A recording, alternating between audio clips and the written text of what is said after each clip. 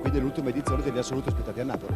1962 a Napoli 3 volte i campionati, la prima volta nel 26, nel 62 e poi nel 94. Benissimo.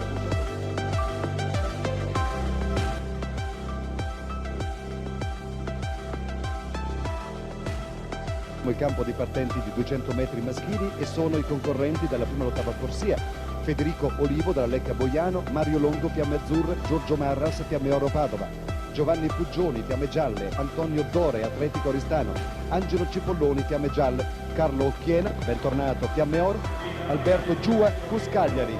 Favorito Marras, poi occhio anche ad Occhiena, che è sempre un velocista da tenere d'occhio anche se non mi pare in grande spolvero. Marras al comando chiaramente, Marras ancora davanti, Marras, attenzione al tempo, forse può essere buono, 20-80 per Marras, finalmente un segno di risveglio anche sui 200 metri.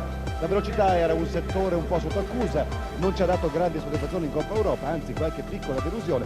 20-80 e coinvolgo Monetti, mi pare È un buon tempo, del resto lui ieri aveva corso in 20,62, cioè ieri stamattina, per quanto riguarda le batterie, qui a Napoli ha preso il 71 che porta in avventura la Sardegna con altri velocisti, da qui vediamo Floris, protagonista dei 100 metri. Questo conferma un po' di vitalità di un settore che lascia in questo momento un po' a desiderare, e ne abbiamo bisogno di trovare i velocisti anche per fare una staffetta decente in campo almeno europeo. Apprezzabile, bella la gara di Marras. Giorgio lo vedete chiaramente al comando anche in questa versione frontale del suo arrivo, una gara costante senza grandi